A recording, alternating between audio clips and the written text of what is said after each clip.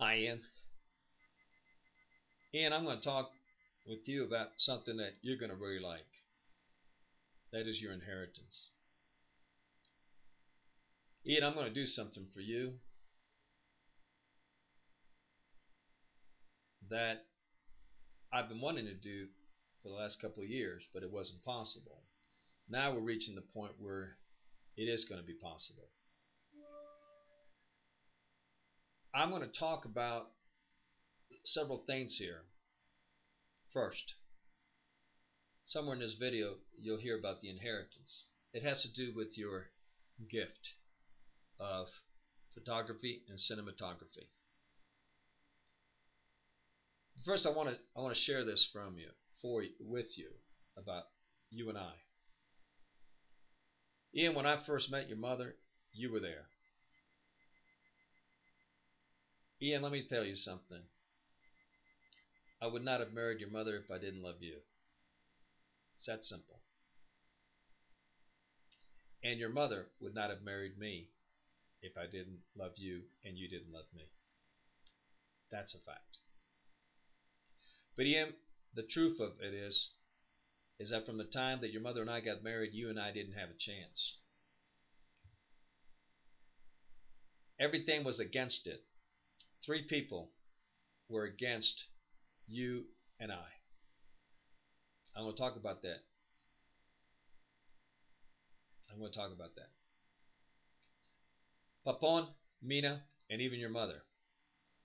Now, you may want to shut this thing off and miss out on your inheritance, and it has to do with your future and it has to do with your career. But see, what I'm going to talk about is truth.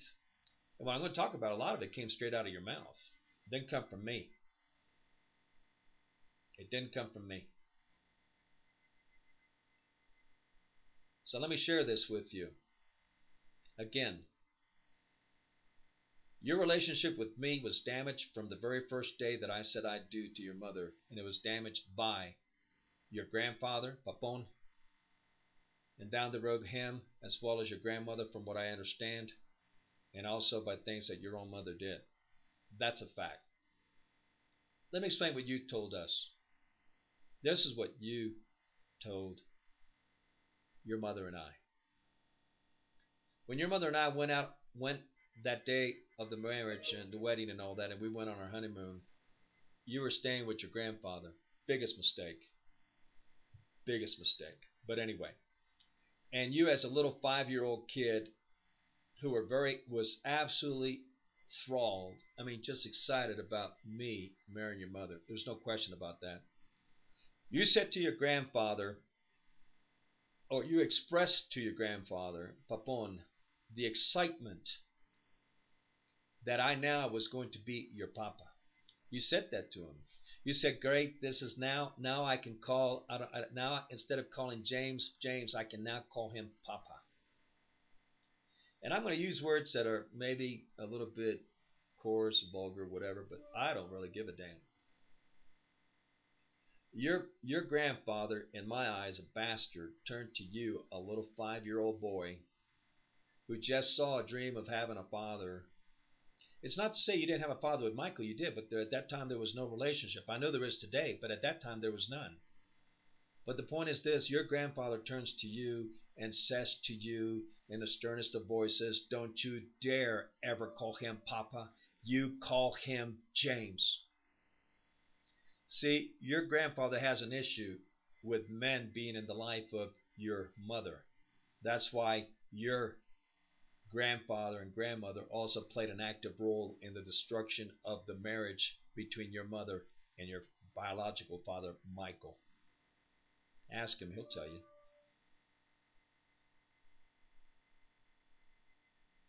That's truth because it came straight from your mouth. And later on, through the next couple of years and all that, you did some things which showed where you were with me. That you even wrote, I think it was a postcard or a letter or something, and you signed it Ian Borbano.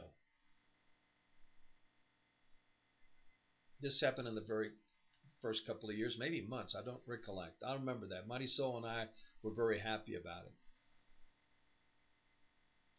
But you know what? As the years progressed and you started, would go over to your grandparents' house and all that, All they did was speak evil of me, backbite me, murmur, libel, slander, with nothing but bullshit. This came from you. The what I just said, or maybe not the bullshit and all that, but that all they would do was talk bad about me.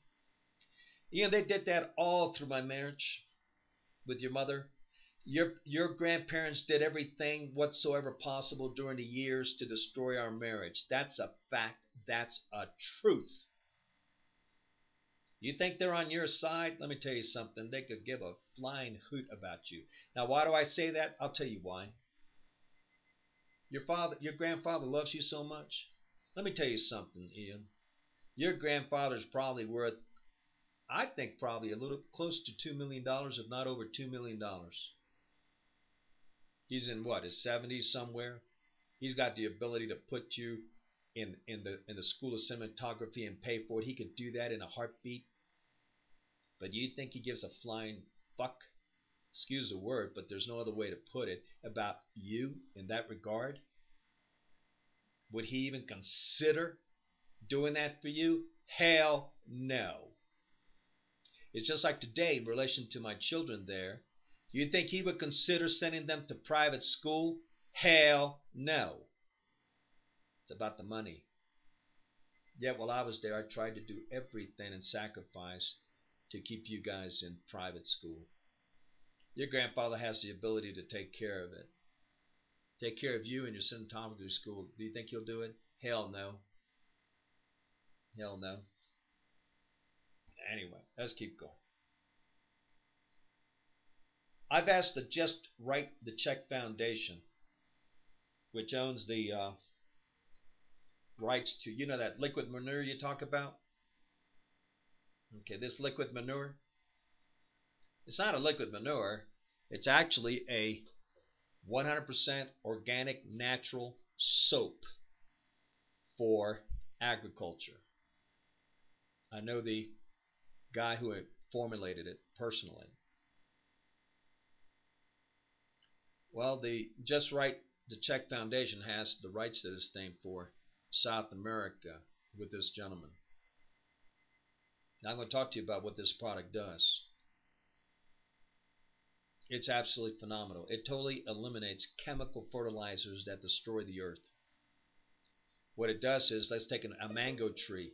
It'll increase the number of mangoes that a mango tree will produce by 100, 2, 3, 4, 5, 600. We've even got mango trees that produce 800% more mangoes. They're juicier, they're sweeter. They all fruit, potatoes, whatever you put this thing on, it also doesn't rot as fast. It lasts by about another 3 to 6 weeks, sometimes 7 weeks longer. Unbelievable. Unbelievable. It raises the classification of the produce up so that a farmer can get more money for it. Also, since the farmer does not require, it can now label his bananas, whatever, as pesticide free, 100%. Then it goes into the organic markets, which means that he can now get more money for it because it lasts longer. He can now export it. I got a farm here that I'm working with, getting ready to start working with. We got 40,000 hectares. A hectares is approximately 2.5 acres. That's 100,000 acres, Ian, of avocados. They have a problem in the farm. This product takes care of it for them. They're reading the materials, they're excited, and I'm going to be going to Medellin. That's where the head biologists, microbiologists, and all that for all these people are, to meet with them. 100,000 hectares will give the foundation approximately in its pocket somewhere around $7, $8, $9 million a year. Yeah, this liquid manure. I think about it at times. In a sense, I'd like to call it that in your honor, but I can't. But anyway, that's going to make possible what I'm saying. Now, you can choose to disbelieve me. That's your choice. Or you can choose to believe me. That's also your choice. One will get you the blessing, the other one will get you death. In other words, you lose. Okay, we're going to go into the second video here of the inheritance of Ian Hensdill.